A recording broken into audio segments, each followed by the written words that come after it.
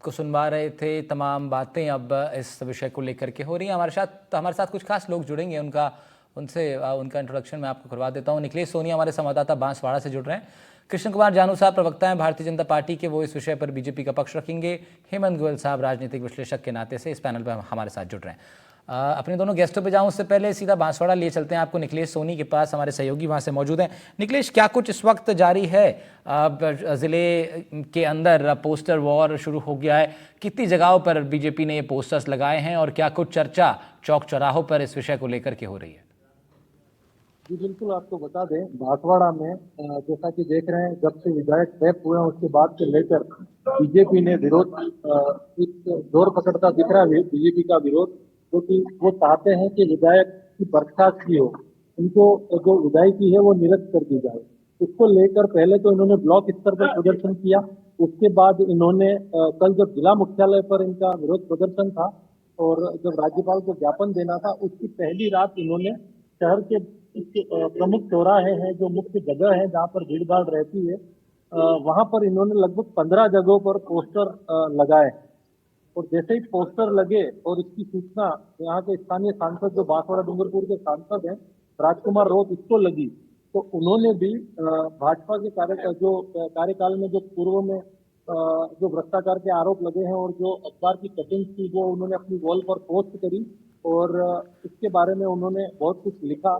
जिसके बाद से आरोप प्रत्यारोप चालू हो गए फेसबुक पर और अन्य सोशल मीडिया के जरिए। इस पर एक जंग सी छिड़ गई, जिस पर आपस में बहस होने लगी। आज हम जब भाजपा जिला अध्यक्ष खुशीलाल डायरी के पास पहुंचे इस सब के बारे में विचार जानने, तो उन्होंने बताया कि जो विधायक हैं जयकृष्ण पटेल, वो रंगे हाथों पकड़े गए हैं। ये आरोप नहीं है, ये सिद्ध हुआ है। एसीबी, एक जो कि संवैधानिक संस्था है, उसने इनको ट्रैप किया है। और ये जो निर्दोष साबित करने को कह रहे हैं या साजिश जो बता रहे हैं, तो ये तो न्यायपालिका का काम है। न्यायपालिका इसका जांच के बाद निर्णय करेगी।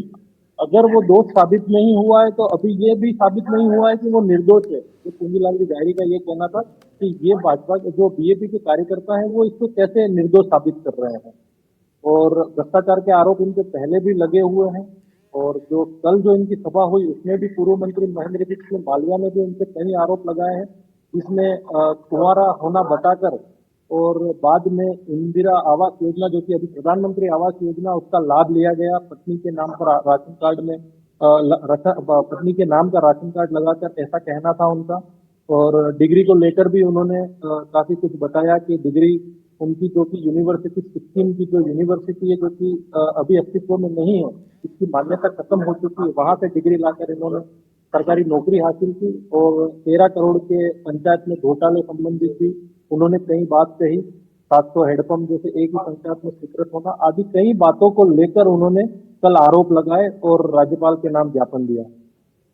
तो उसके बाद ठीक से है निखिलेश। लगातार क्षेत्र में लगातार उसके बाद ये तमाम प्रकरण पूरा चल ही रहा है और स्वाभाविक है, जब दो पार्टियों के बीच इस तरह की बातें होती हैं तो फिर जिले के अंदर एक चर्चा का विषय बन जाता है। डॉक्टर हेमंत गोयल साहब के पास चलते हैं। हेमंत सर, ये पहली बार ऐसा हुआ एक सिटिंग विधायक पर इतनी बड़ी कार्रवाई एंटी करप्शन ब्यूरो की टीम की तरफ से की गई।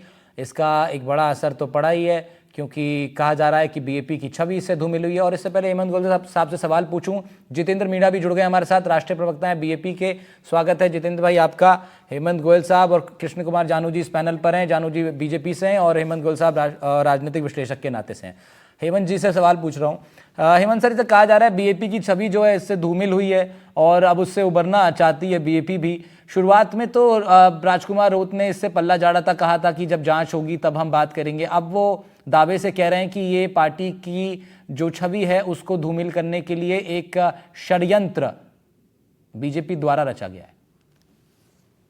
देखिए राहुल जी, बीएपी पार्टी ने जिस तेजी से अपना पॉलिटिकल ग्राफ बढ़ाया, राजकुमार रोत जिस तरह से एक राष्ट्रीय स्तर पर आदिवासी नेता बनने के लिए चाह रहे थे, वो इनके लिए बहुत बड़ा नुकसान साबित हुआ है। आज राजस्थान विधानसभा में 4 विधायक बीएपी पार्टी के हैं और राज्य पार्टी का दर्जा इनको मिल चुका है। ये बहुत बड़ी बात है।